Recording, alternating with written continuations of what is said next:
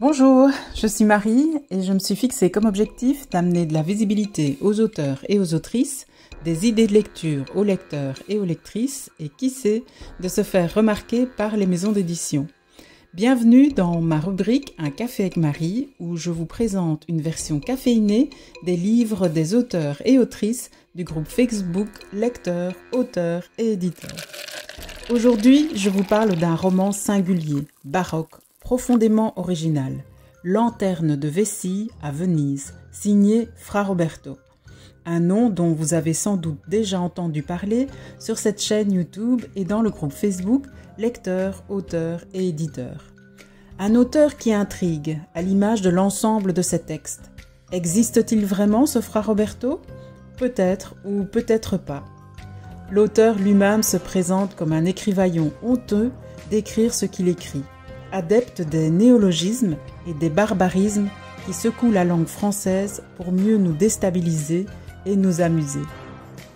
Mais derrière cette modestie, teintée d'ironie, se cache une œuvre littéraire ambitieuse, hybride, atypique. Lanterne de Vessie à Venise est le 7e tome des aventures de Kinoma, et il s'inscrit dans une série à part entière dont le fil rouge est notamment secoué par un personnage trouble, Romualdon, une sorte de némésis récurrente qui revient même quand on est certain de l'avoir anéanti. Ce volume peut se lire de manière autonome, mais il prend tout son sens lorsqu'on sait que Romualdon réapparaît de façon marquante dans 2 volumes en forme de suite. Le gardien de la crypte est dans l'escalier, numéro 40 des enquêtes de Fra Roberto, où Fra Roberto et Kinoma enquêtent ensemble et se retrouvent confrontés à Romualdon relevé de ses cendres. Et Hystérie en Istrie, le Kinoma 8, disponible depuis le 8 août, où les conséquences de leur acte trouvent un dénouement explosif entre vampires, manipulation génétique, réflexion sur l'identité et sur la coexistence avec l'autre. Et petit intérêt supplémentaire, l'auteur a eu la gentillesse ou la folie de faire d'Océane et moi-même des personnages de son livre. Et oui, pourrez-vous deviner qui nous sommes dans ce 8e opus de Kinoma ? Mais revenons au tome 7. Kinoma Esteban, désormais médecin légiste à Venise et moitié vampire, tente tant bien que mal de concilier une vie professionnelle exigeante, une mère en déclin cognitif et un isolement intérieur croissant. Elle mène une existence presque tranquille avec Milos, son compagnon en partance, jusqu'au jour où des morceaux de corps humain sont repêchés dans les canaux. Une enquête s'ouvre. Kinoma retrouve son mentor, l'octogénaire professeur Girasol, croise à nouveau la route du terrifiant Romualdon et se voit entraîné dans une course contre la montre à travers Venise, Poveglia, l'île du diable, ancien lazaret au relent de folie, et jusqu'à Dresde, dans les falaises de Basteille. Un décor gothique saisissant pour une confrontation finale aussi intense qu'émotionnelle. Romualdon mort, est-ce vraiment la fin ? L'auteur nous glisse malicieusement que Romualdon ne meurt jamais, vraiment. Il ressurgira plus tard dans le volume 40 des enquêtes de Fra Roberto, dans une scène glaçante où Kinoma l'abat d'une balle dans la tête. Dans Kinoma 8, qu'il a survécu, utilisé comme spermatogéniteur de quasi-vampire. Elle le détruira alors en une séquence prégnante d'angoisse pour finir par le baigner de produits chimiques ultra caustiques. Mais est-ce vraiment suffisant ? Ce Kinoma 7 recèle aussi une scène particulièrement marquante et chargée émotionnellement, celle de Poveglia.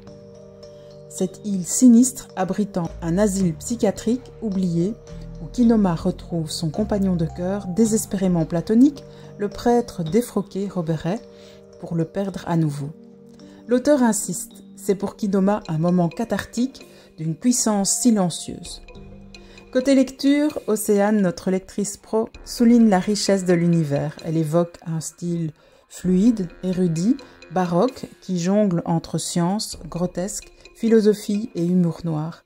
C'est une plume très identifiable qui n'a pas peur de la démesure.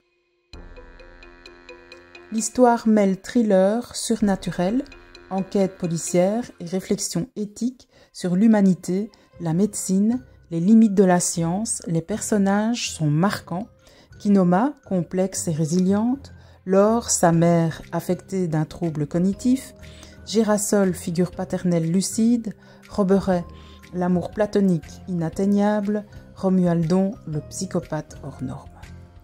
Pour les moments forts, citons les scènes d'autopsie sensoriellement saisissantes, les dérives scientifiques, les tensions entre vampires et humains et cette parabole poignante sur l'impossibilité d'unir deux cultures que tout semble opposer.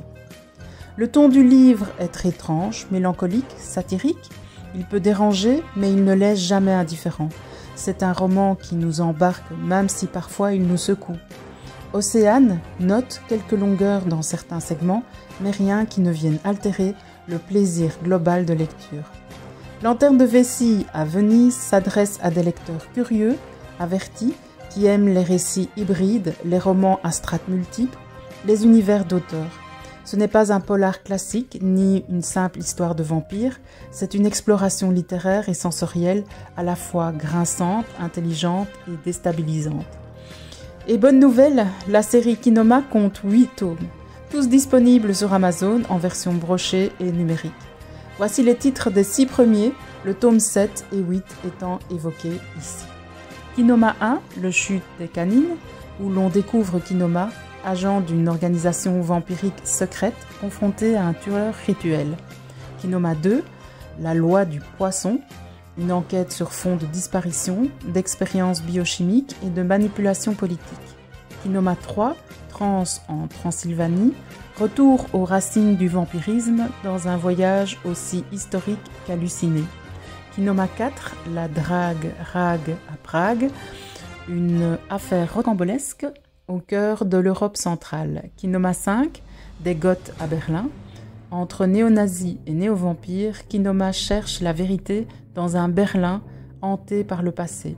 Kinoma 6, gros bras à Bratislava. Muscles, biotechnologie et humour noir se côtoient dans cette mission borderline.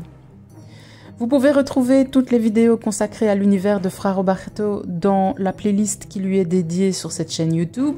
N'hésitez pas à la consulter pour plonger plus profondément dans son univers. Derrière l'absurde, il y a une lucidité, derrière le grotesque, une humanité, et derrière Fra Roberto, peut-être un auteur masqué ou un personnage littéraire à part entière. À très bientôt pour une nouvelle découverte littéraire. N'hésitez pas à liker, commenter, partager et surtout à lire. À bientôt!